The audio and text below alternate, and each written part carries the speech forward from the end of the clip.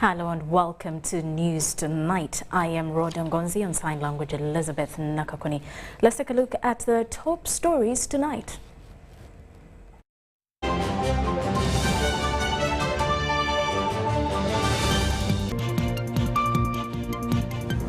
Banja calls for significant global support for Uganda.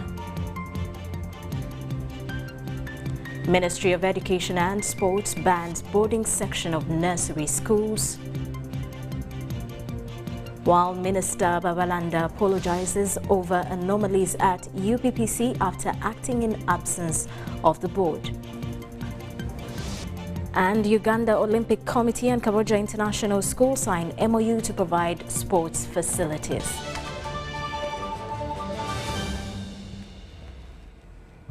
Hello once more. President Yoweri Museveni has received the chairman of Amir Hamza Tanzania Limited, Mr. Hamza Amir Ismail, who called on him at State House in Tebe, deals in coffee products in Tanzania. Hamza, who is also the chairman of Coffee Association in Kampala, expressed interest in adding value to Ugandan coffee. He informed the president that his company, based in Bukoba, Tanzania, already exports instant coffee to regional and international markets. He praised President Museveni for championing the campaign to add value to coffee in Uganda. President Museveni welcomed Mr. Hamza to Uganda and described his interest to add value to coffee as good news. The president told Mr. Hamza that Uganda has very good quality coffee and directed the Minister of State for Animal Industry, Honorable Bright Ramiramwa, who was accompanying the investor, to ensure that the investor whose coffee factory is based in Bukoba, Tanzania, gets all the necessary support for establishing a coffee processing plant in Uganda. The president further informed the investor on how the volume of coffee production increased in Uganda from 2 million bags in 1986 to now between 12 to 20 million bags a year. Charles Kato of Delta Technology Corporation and Robert Nwabwine, an entrepreneur, both business associates of Mr. Hamza, informed the president that Delta Technology sells machinery for coffee processing. They also said Robert Nwabwine said he invests in food processing, especially cassava and millet flour. The president lauded Mr. Nwabwine for his efforts, adding that such foods are very nutritious. Mr. Nwabwine further said he also trains the youth in skills of making millet flour cakes and bread, thus creating jobs for the youth.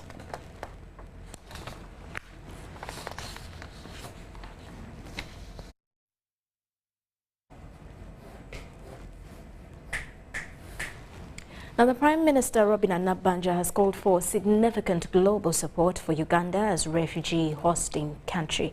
Nabanja was meeting the Deputy Director General of EU, Miriam Ferran, and the UNHCR Assistant High Commissioner for Operations, Rawod Mazo. She said some refugee response plans remain underfunded, yet more refugees continue to flock in.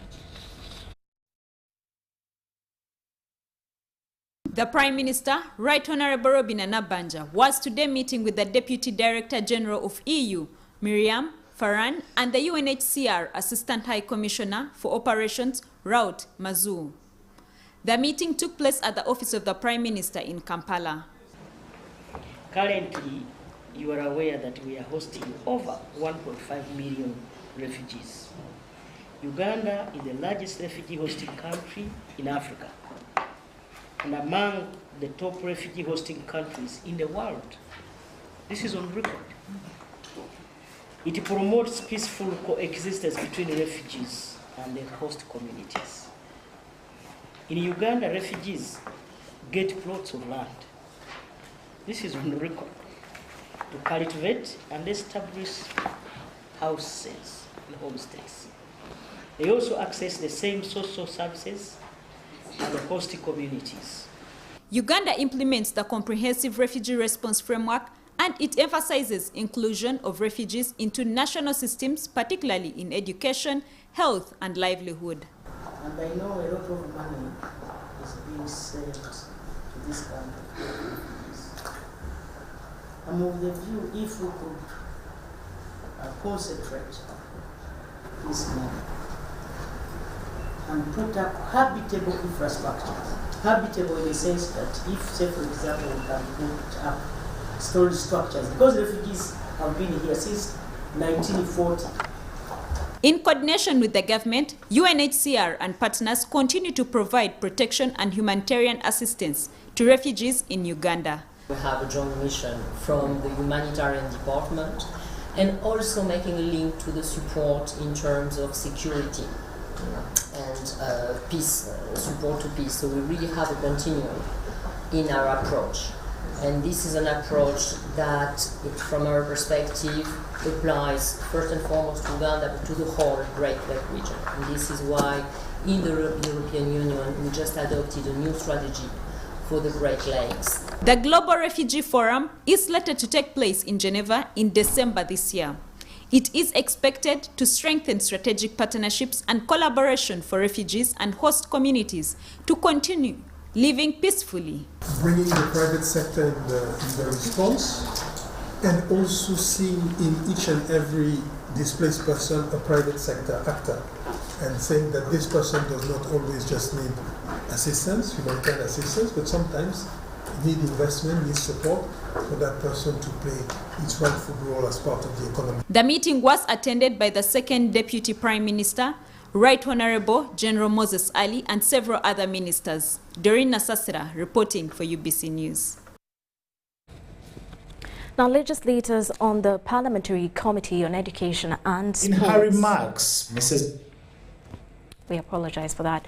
The legislators on the Parliamentary Committee on Education and Sports have met with top management of the Line Ministry, led by the Minister and First Lady Janet Museveni, and discussed a range of pertinent issues regarding the sector.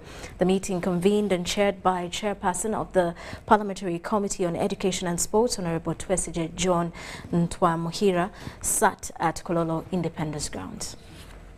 In her remarks, Mrs. Museveni was grateful to God for keeping and watching everybody through the numerous trials and challenges that necessitated lockdowns and restricted full in-person interactions and engagements, as it were, before the COVID-19 pandemic. The First Lady commended the legislators' unwavering commitment to the service of our country and efforts to ensure that the education and sports sector interventions remain priority in the business of the legislature. I therefore thank you for your unwavering commitment to the service of our country and for remaining steadfast in your efforts to ensure education and sports sector interventions remain priority in the business of our legislature.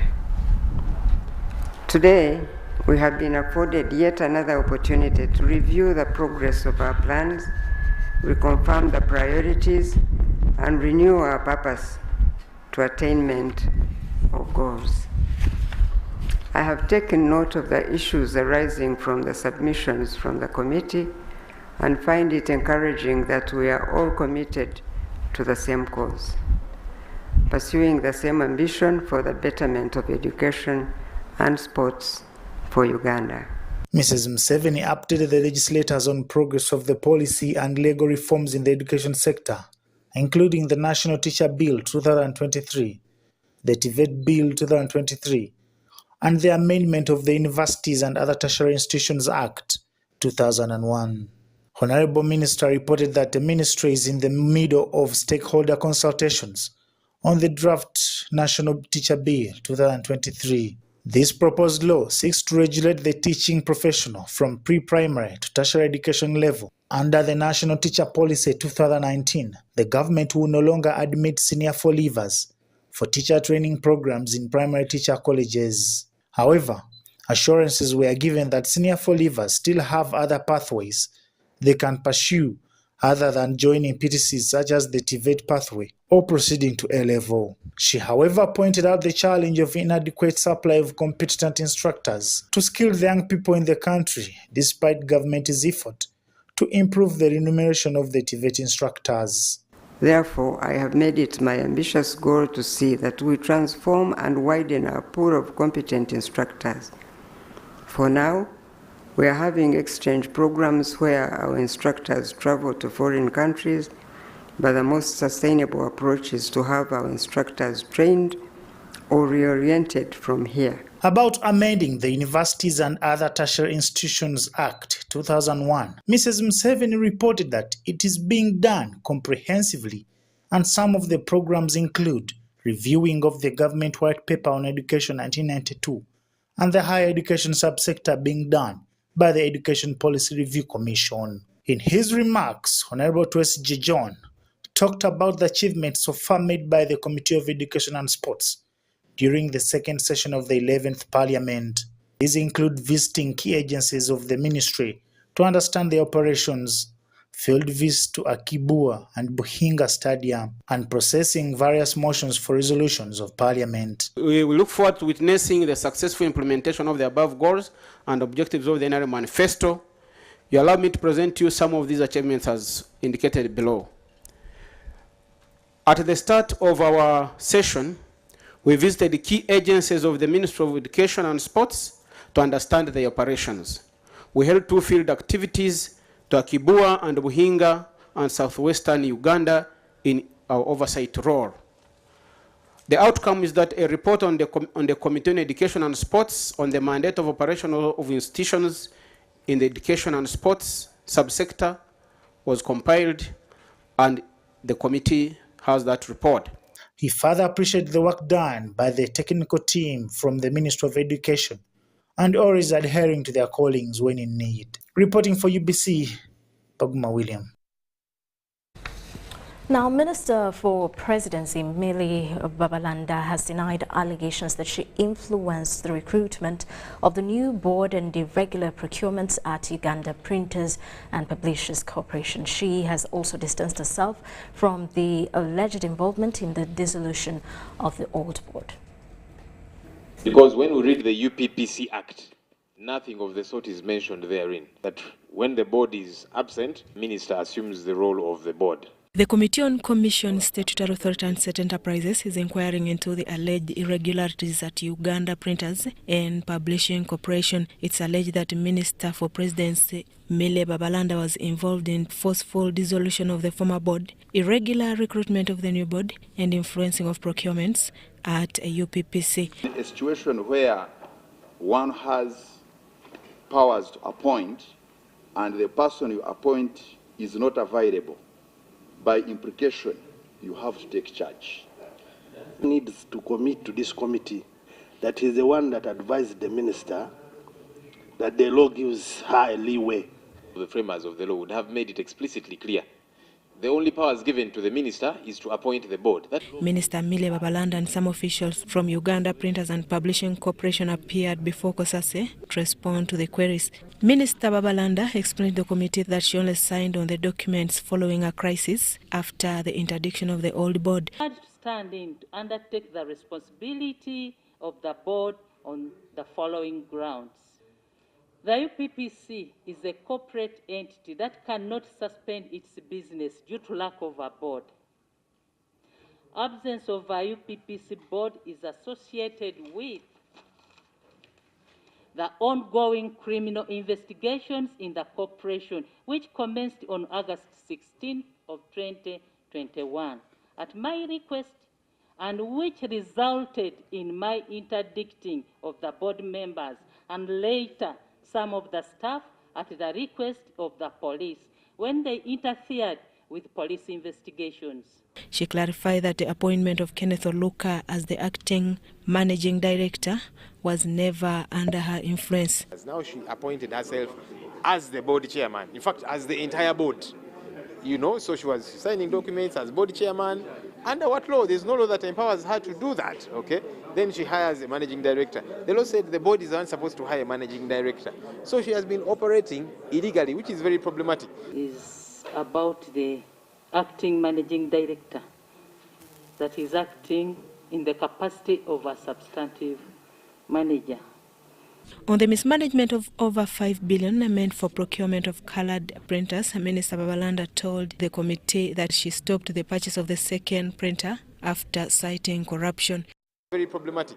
Yes, she has apologized, but see, an apology, if it has caused financial loss and all of that, it does not suffice. We can't just keep apologizing and it's okay. No, it is not okay.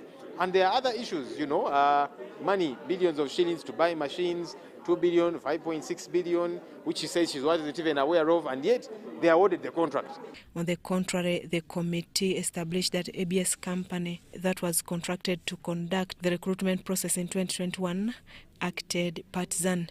Officials will return to the committee tomorrow to continue on the queries as raised in the Auditor General's report of 2021-2022. Susan Naung and Gloria Guitabinji reporting for UBC TV. The Ministry of Education and Sports has banned boarding section of nursery schools in the country and is yet to reinforce the directive for interfering with children getting the care and grooming from their parents at an early age. While opening the second National Early Childhood Care and Education Symposium, State Minister for Primary Education, Mariko Kaduchu, reiterated the directive by the Minister for Education and Sports, Janet Museveni, stopping schools from forcing children to report to class at 5 o'clock in the morning.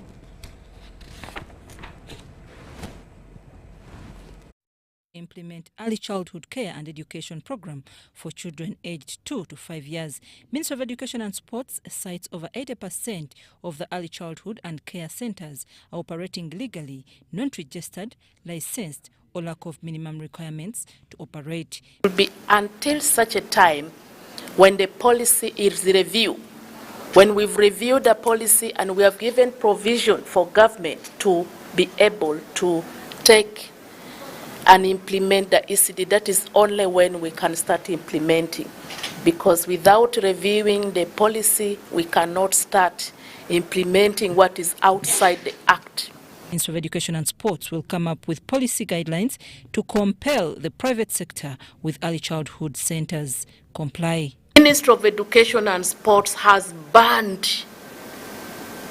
We do not want boarding section for nursery schools. Reinforce it. No boarding section for baby nurseries. Those are still babies.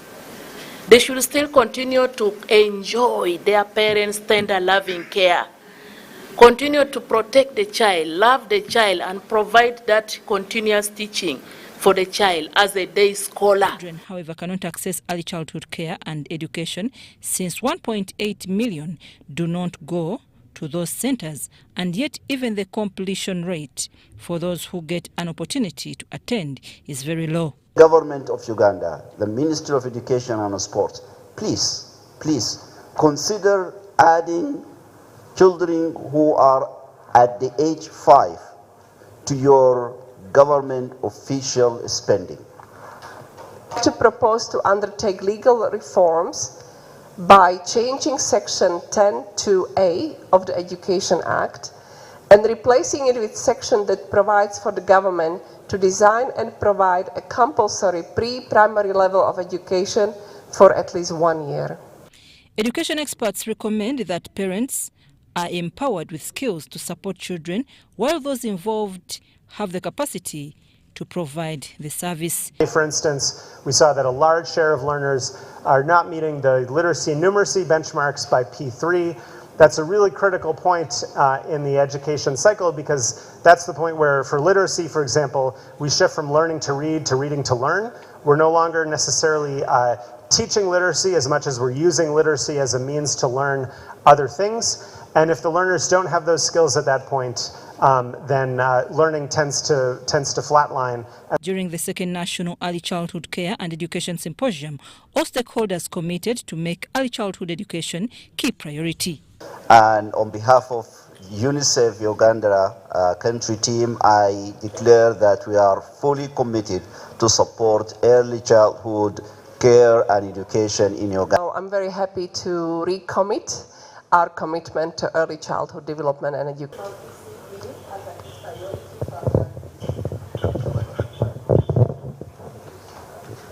I'm Nafka Farida and Abna Silwama in Kampala. Minister for ICT and National Guidance, Dr. Rhoda Ngonzi, has emphasized the need for Uganda to benchmark from countries with developed technologies in the move to digital transformation.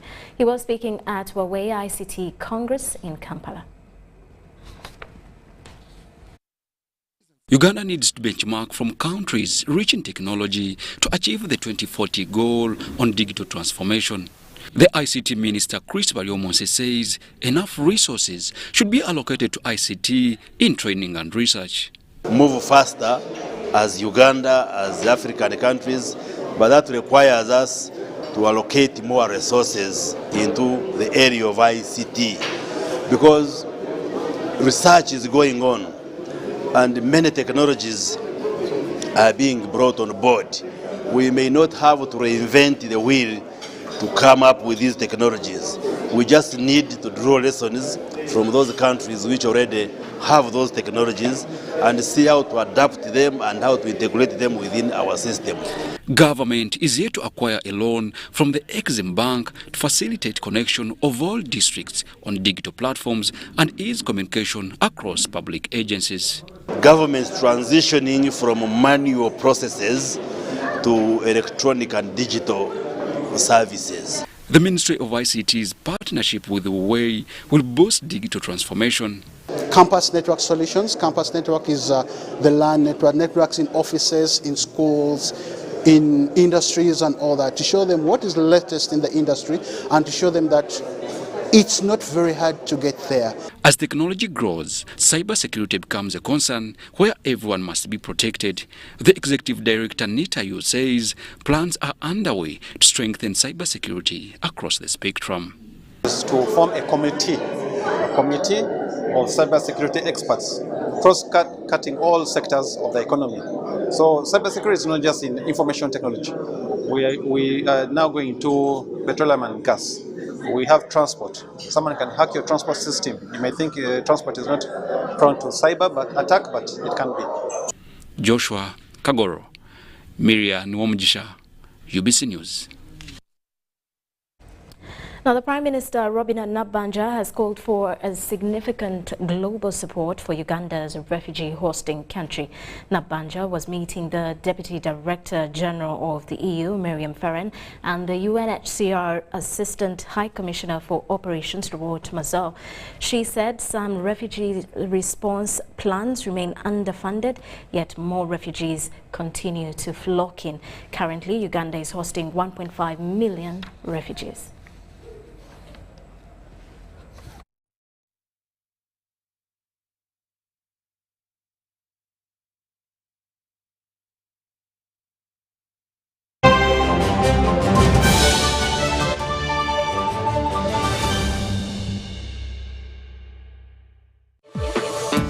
With freedom. Get MTN Freedom voice bundles that don't expire. Dial *100 *21# or my MTN app for more bundles. Together, we're unstoppable. This isn't just a girl. She is the future. This is a teacher, a doctor, a community leader, our future president. Their support meant so much to me, and as a teenage girl, I stayed focused and was protected from child marriage and teenage pregnancy. I will support other girls against child marriage and teenage pregnancy. Take action. Report any case of defilement or child marriage to the police or call Sawuti 116.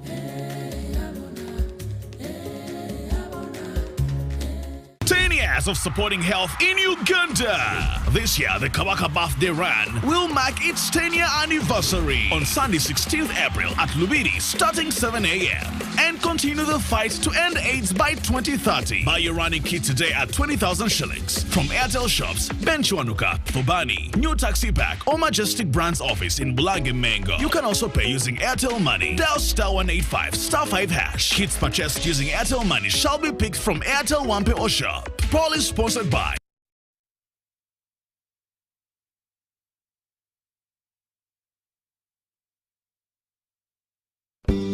At At Timex Nutrition Center, we advise you on the right foods to eat, exercise profile to adopt, and lifestyle strategies which are compatible to your blood group and genotype. This empowers your body to prevent and treat many diseases like diabetes, blood pressure, arthritis, ulcers, obesity, and many others. For more information, find us at our head office in Kampala on Nassa Road, Conrad Plaza, 2nd floor, or call 0758 819 952 or 0778 288 361. We also have other branches in Bara and Jinja.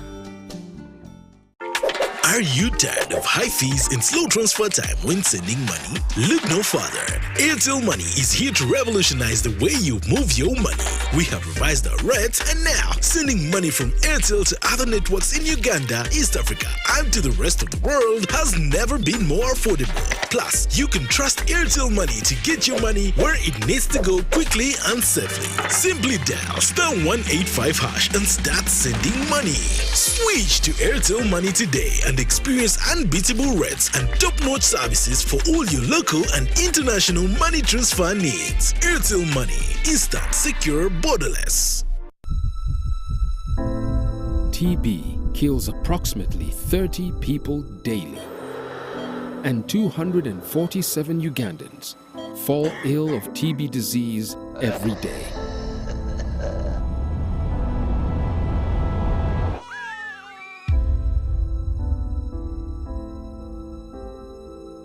TB has killed dreams and families.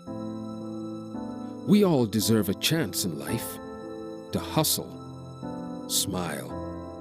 We all deserve a chance to dream and be the best version of ourselves. It is preventable and curable.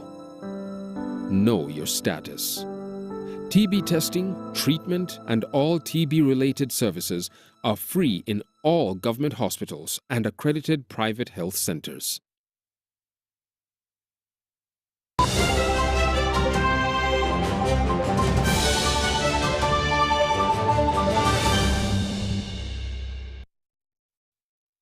Welcome back. You are still watching News Tonight. State Minister for Investment and Privatization, Evelyn Anite, has appealed to all agriculture stakeholders to embrace digital economy that is contributing currently to 70% of economic growth.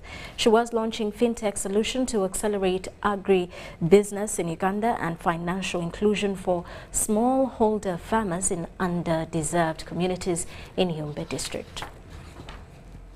In a drive to increase financial inclusion for smallholder farmers, Uganda Development Bank and Sibuku, United Nations Capital Development Fund, and Food and Agriculture Organization have launched fintech solution technology to accelerate agribusiness in Uganda.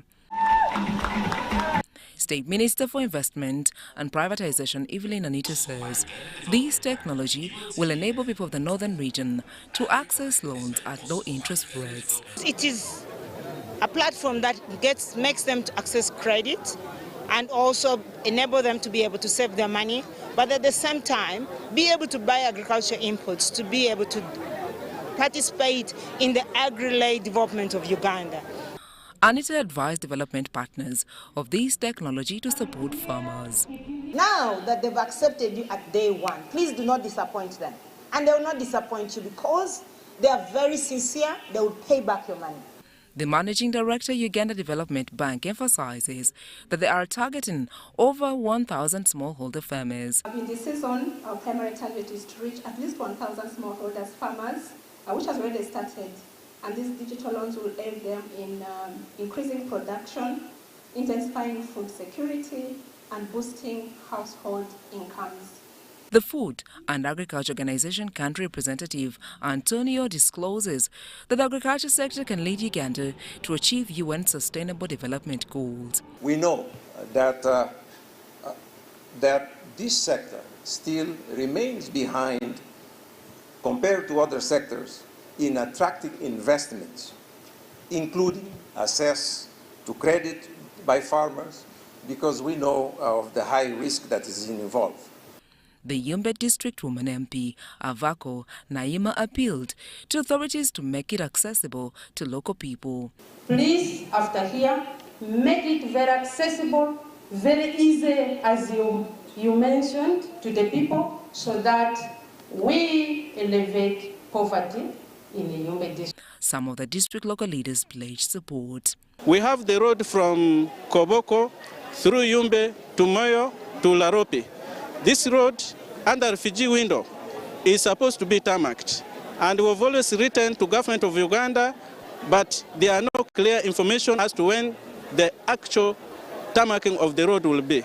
This fast digital solution can offer both a saving and lending option for smallholder farmers in Uganda and allow access to short-term seasonal loans at affordable rates. Sandra Kahunde, Andrew Sabera, UBC News. We shall all stand up and dance. Right, Uganda police, together with the Kenyan Police Department, recovered a stolen Sino truck belonging to Wagagai Gold Mining Company in Busia District. RDC Busia, Michael Chiwika, told UBC that the truck registration number UBJ 249L was recovered in Kisii in Kenya by police with changed number plates. The truck, according to the RDC Busia Michael Chiwika, was taken from the parking yard at the company premises in Alupe and driven to Kenya through the porous borders by the suspects. Our security took it up and started making a follow-up and interrogating here and there. So in very serious collaboration with other agencies in security, our police, headed by the DPC, Didas Biaruhanga, were able to recover this machine from the neighboring country here. Wagagai Gold Mining, a Chinese mining firm, has been hit with various cases of theft. Leon Mushakamba, a worker at the gold mining farm, says they had been recording cases of theft. It has been going on. We've been dealing with it, and over time we have also gained experience and built a very good working relationship with our Ugandan government counterparts. Security agencies have stepped up vigilance to curb cases of theft. I want to say, on behalf of Wagagai Mining, to thank everyone.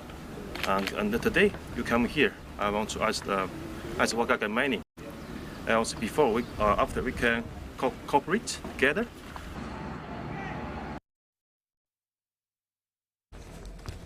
Prosecution will base on at least 150 exhibits and written evidence to pin the 8 accused persons in the murder of AIGP Andrew Felix Kawesi and his bodyguard Kenneth Erau. Meanwhile, prosecution has finalized disclosure to defense in the matter where Jamil Chiyimba is accused of belonging to the ADF terrorist group. The 8 accused persons in the murder of AIGP Andrew Felix Kawesi and his bodyguard Kenneth Erau have appeared at the International War Crimes Division Court in Kororo for pre-trial conferencing.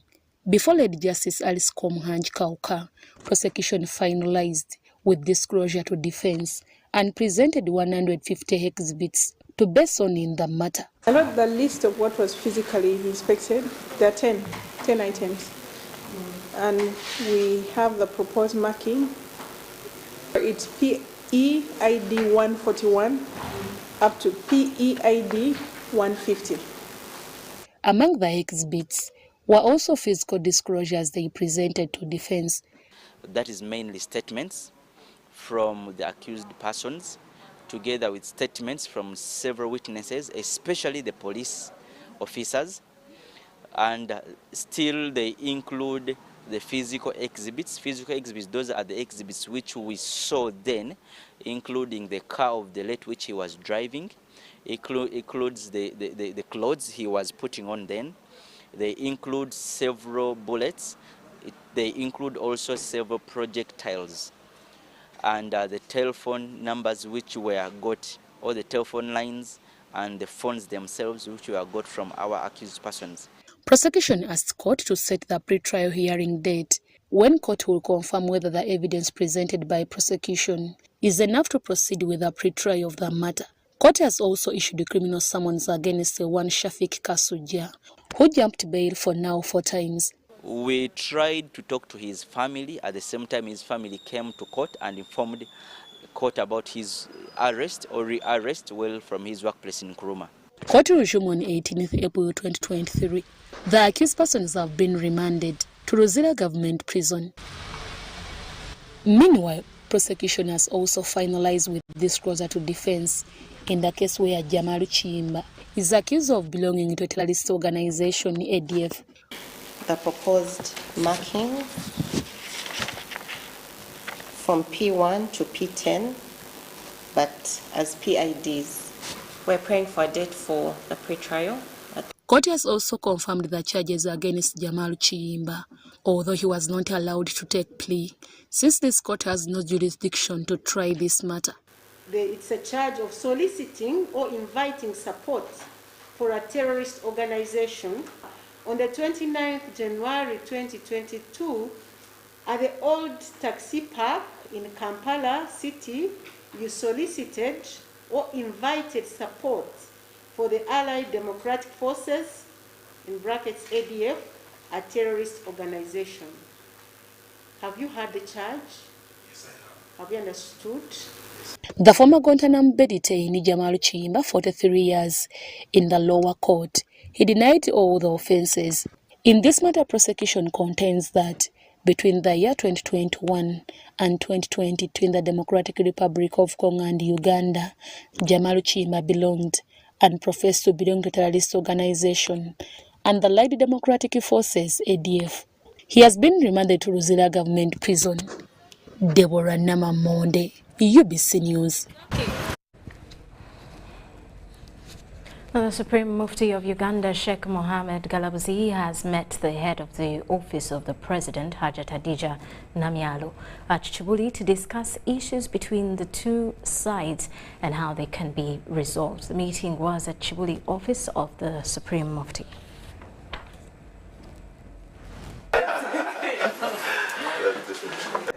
On various occasions, there have been reports that the Chibuli Muslim function has collided with government plans, causing tension between the two sides.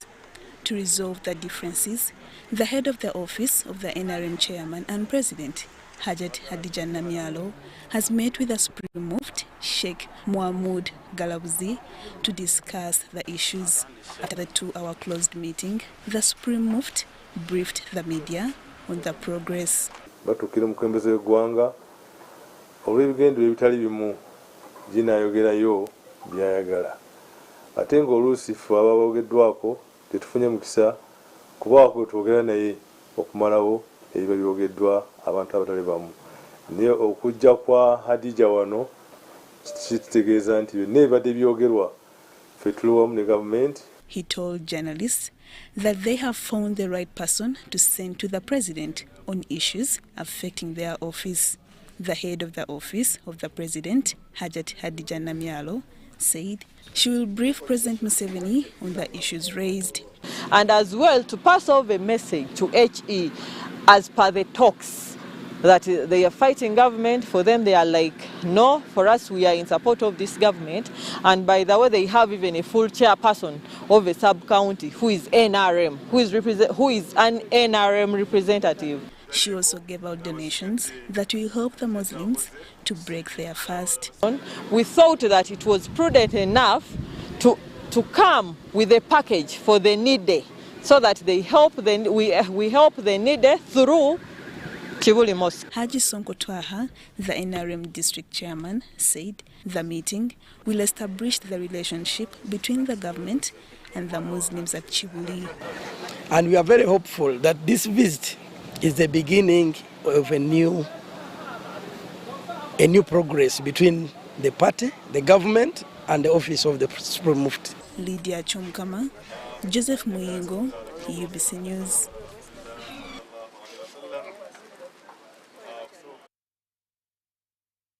The cost of living in the country has forced vulnerable communities in rural areas to rely on politicians to form funeral groups.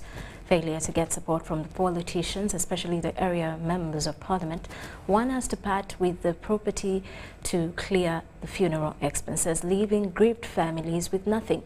In Bukedea district, the Speaker of Parliament, Anita Among, has donated items to facilitate the community funeral groups.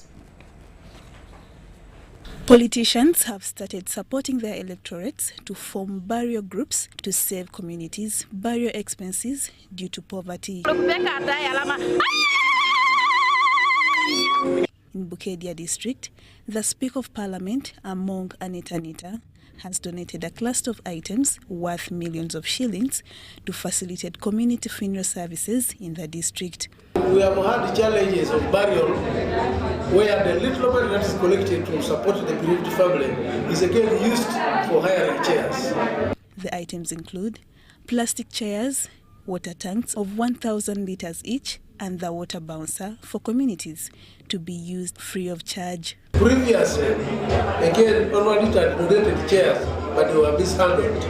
That's why this time around they have been decentralized so that one person who will be identified to manage the office should be able to monitor the exit and the entry of these chairs whenever they go out. The donation will ease costs for the vulnerable communities who face hardships in clearing funeral bills when they lose their loved ones. And I must appreciate her for bringing out a Moza. I must say thank you for bringing the chairs. I must say thank you for bringing the drums that are going to accommodate the water when the water boozer brings the water, and the chairs that are going to now remove a burden from a local man of hiring chairs when there's a function, when there's a burial. I want to say thank you so much. All right, Honorable Anita Among.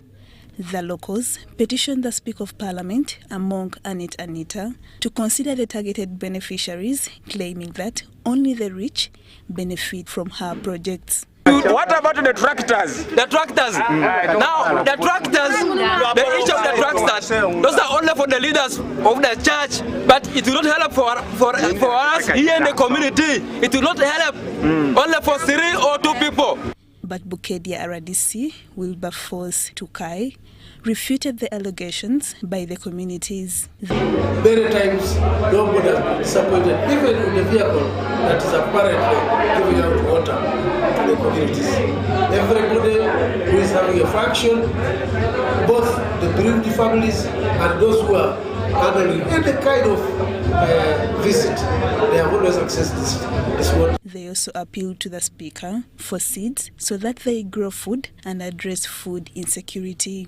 We want to request Honorable Anita to bring for us maize and beans, because this is the time that there are rains, so we need to plant. So bring for us those things.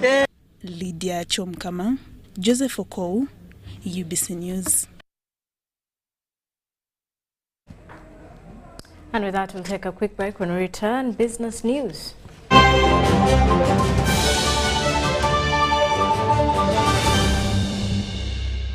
Glow as you are with the new Spark 10 series smartphone from Airtel in partnership with Tecno. Own the timelines with picture-perfect selfies using the 32-megapixel selfie camera, 256 GB storage, G88 gaming processor, and a strong battery to last the whole day. Haha! Toakana. The Spark 10 smartphone comes with free 3 GB from Airtel and 100% bonus on weekly and monthly bundles every month for 3 months, so you can stay connected to a world of possibilities. Dial *100*5# to enjoy free data. The new Spark 10 is available in all selected Tecno shops countrywide. Airtel, the smartphone network in partnership with Tecno. Stop at nothing.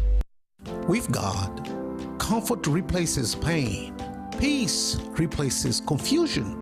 Hope replaces sorrow.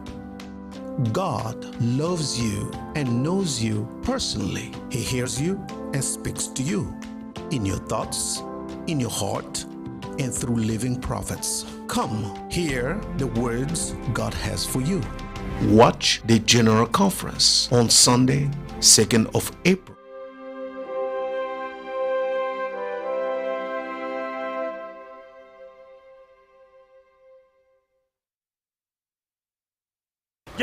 Jerry con.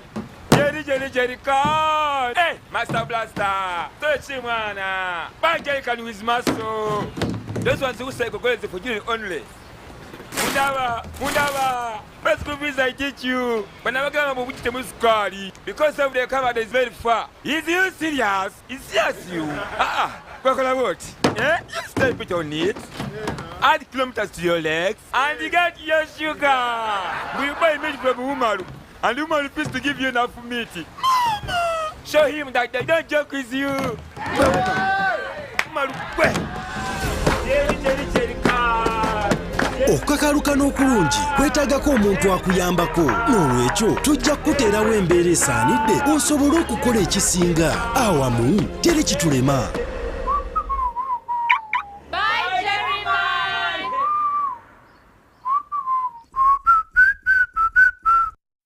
This isn't just a girl. She is the future.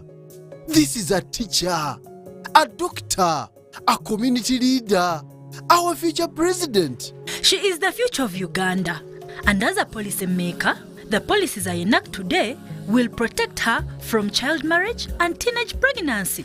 We each have a role to play in empowering our teenage girls to protect them from child marriage and teenage pregnancy. Because when we empower them, we empower our nation. Protect the girl, save the nation. Take action. Report any case of defilement or child marriage to the police or call Sauti 116.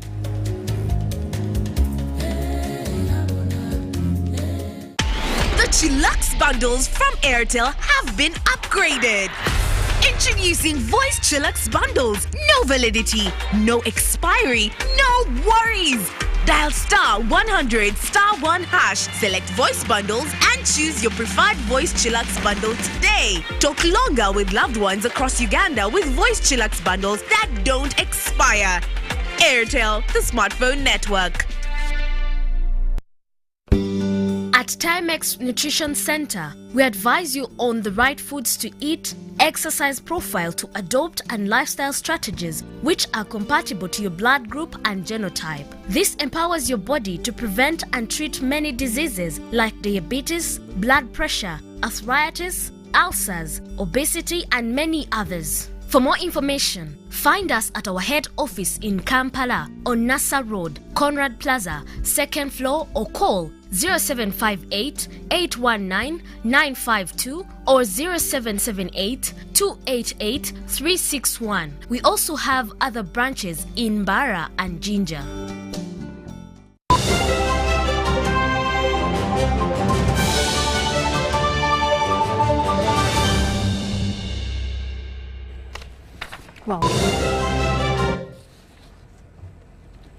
Welcome back. In business news, the National Social Security Fund has given a 30-day ultimatum to all employers in the country to register with the fund and remit social contributions for their employees. The appeal will strengthen compliance within the law and increase the number of savers. The employer registration drive is in line with the new NSSF Act provisions that introduce mandatory contributions by all workers, regardless of the enterprise or number of employees. We exist when employers exist, so we go to great lengths to make sure that the employer actually survives. Once in a while you run into an employer who has actually deducted money from the employee's check and they stubbornly not send the money. In that case, you really have to go hard on that employer because, in a sense, they stole from the employee. And you don't tolerate that because you as a young man or a young woman, you're going to, 55 is going to come very soon and you'll need that money. Unlike the past when the definition of employer was ambiguous, the amended Act provides clarity on who is eligible to pay NSSF for their employees. We've also been able to collect 15 billion shillings from newly registered members. So people that were not members of the fund last financial year, within just this financial year so far, have been able to contribute 15 billion. So again, that goes to show you that if we target to register more members and to bring on board more companies, there is also a lot of money that we can be able to collect. NSSF has partnered with public and private stakeholders to ensure that employers regularize their status so as to avoid financial penalties. The penalty is 10% per month on the outstanding amount that should have been contributed. for example, if you got 2 employees, they each earn 500,000 shillings. Basically, that means that each month they need to be contributing 25,000 shillings of their own money and 50,000 shillings that you match. So they need to contribute 75,000 shillings. And you don't. That first month, the penalty is 10% of 75,000. We want to ask you to intensify the education. Let's educate our MSMEs. MSMEs do not appreciate the value of social security. Every small money matters to them. So they need to appreciate why it's important to comply. Since the introduction of the mandatory contributions by all workers, regardless of the size of the enterprise, over 3,200 employers with less than 5 employees have registered with the fund. Charlotte Amuge and Dennis Igoro for UBC News. The 3-day Indian Plastics and Packaging Materials exhibition has opened at Katikati Lugogo, attracting 30 Indian exhibitors. The Indian High Commissioner to Uganda, His Excellency Ajay Kumar, and Senior Presidential Advisor on Investment, Sam Engola, have invited the Indian business community to explore the investment potential in Uganda.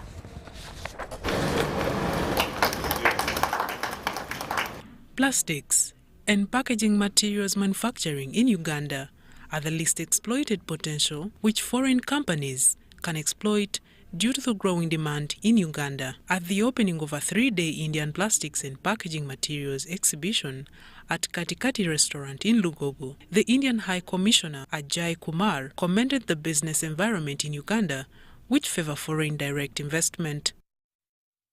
Of this Government of India and the PhD Chambers of Commerce give offer some gateway for Indian business to go to new areas, go to unexplored markets, and find opportunities. Senior Presidential Advisor on Investment Sam Engola, who represented State Minister for Investment Evelyn Anite, urged investors to exploit the upcountry market and create jobs. The benefit of this project. We are welcoming them in many ways. You see, India was third world like Uganda, but India today is the first world because of hard working, because of industries. The more industry we get here, we will also be upgraded to first world if we hard work. The event, codenamed Pack Plus Uganda Packaging and Plastics Innovation, is co-organized by Orient Power Africa Limited, the Indian Business Forum, and the Indian-based PhD Chamber of Commerce and Industry. Correct. You can repatriate your all tax, all profits, whatever you earn money. There are restrictions in other countries, but here there is no restriction. Visited Uganda in 2018, July, where he held extensive discussion with the President Yoweri Museveni. India and Uganda has also enjoyed strong economic ties. India is Uganda's second largest source of foreign direct investment. The event further targets to boost Uganda-Indian relations, both business and diplomatic. Marion Awori and Juko Colin for UBC.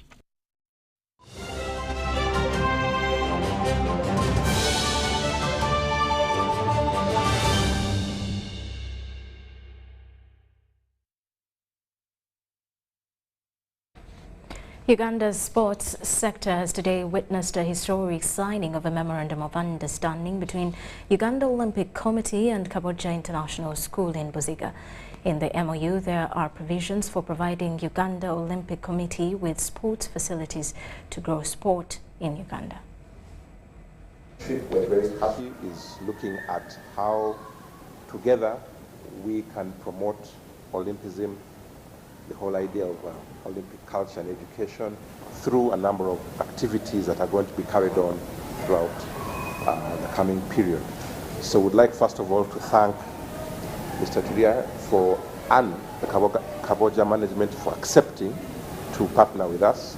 We believe that it's through these kind of partnerships that we're able not only to spread Olympism and the whole idea of the Olympic movement, but also the sports side of it in terms of Kaboja International School has a very strong culture in sports. It has excellent facilities. It's building more. And therefore, we also believe that our 33 members, some of whom are represented here, so we believe that not only through this MOU will we promote Olympism, but also the sporting side. And we believe that through this engagement, Kaboja International School will become, or already is on its way to becoming, one of the sporting powerhouses of Uganda in the various disciplines. And we look forward to also hosting regional, national, and international events here. When you look at the medals being won in Olympics, you find the developing countries or the developing economies have less compared to the developed world. So what does that mean? That the developed world, they have facilities, they are mentally prepared for that, and they are not thinking, they don't have that mediocrity in thinking that games are for the weak. Games are for actually the intelligent ones. And where you don't have games, and where you don't have good social skills, then you cannot have a good competition. So as a school that is promoting good social values or social skills, it is an advantage that you are going to partner with us. You are actually partnering with those who are already convinced that we have something to benefit from you.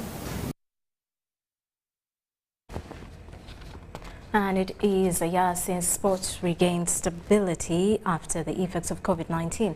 Focus has been mainly on how to return spectators to stadia, since many preferred watching games at home. Campaigns geared at increasing fan base not only in football but equally rugby, basketball and other sports disciplines. From the construction of football stadiums to fans activations, sports federations have upped ways of enticing fans into stadium to support their teams. Viper Sports Club increased its stadium capacity together with KCCA FC. Arua Hill FC did not only rally fans, but equally constructed a stadium, given the nature of fans in big numbers. So right now, we have now started with the pavilions. So it's going to move from there, comes to the dressing room area. Here we've already done excavation. There we've already put the reinforcement bars. It is on the same ground that companies like Plascon joined the queue to support Arua Hill and Viper Sports Club. Now Plascon Uganda has launched a campaign rallying sports fans across all disciplines to actively support their respective teams. Dubbed Twake, the campaign seeks to ignite the fire in every fan to show their colors whenever the team is in action.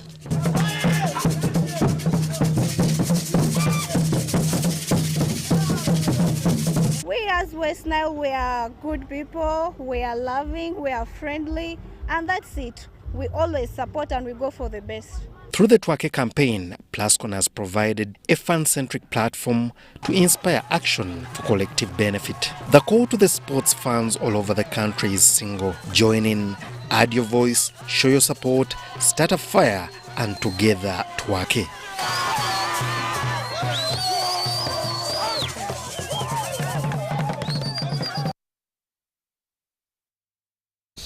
Now, the second edition of the Nabumali High School Annual Sports Fest has revealed much more benefits from sport than the usual winning. On a day that Nabumali High School emerged Mbale District Football Champions, the old students competed in the second Nabumali High School Sports Fest at Wave Fitness Hub in Ntinda.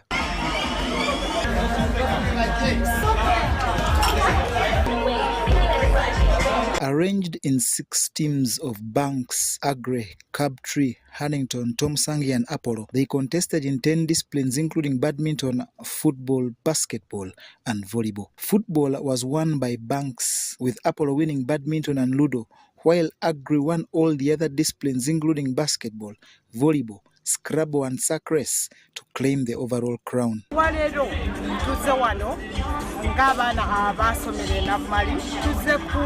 Kujaguza kuzanya awamu ne bannaffe betwasoma nabo emyaka emingi twagala kulaba nti essomero lyaffe lijayo gye lyali nga bwe muliwulira edda buli omu ayita Nabumali Bulaaya kati twagala Nabumali Bulaaya oyo akomewo so tugezaako nnyo okukola n'essomero okulaba nti tusobola okuzaayo essomero lyaffe eyo gyeryali. I was in Namwali 1995 to Brenda, are you feeling the heat? And we get all our members to connect and the agrarian social networks and build on our networks so we help each other. Competition aside, the fest fosters network and building solidarity to help revive the former glory of the school through alumni activities such as these.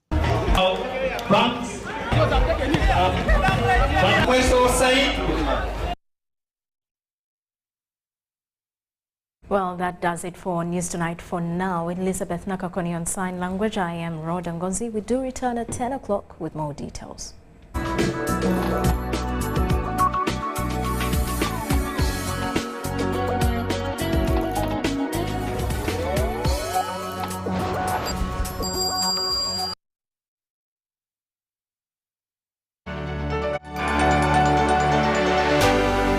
UBC, inspiring Uganda.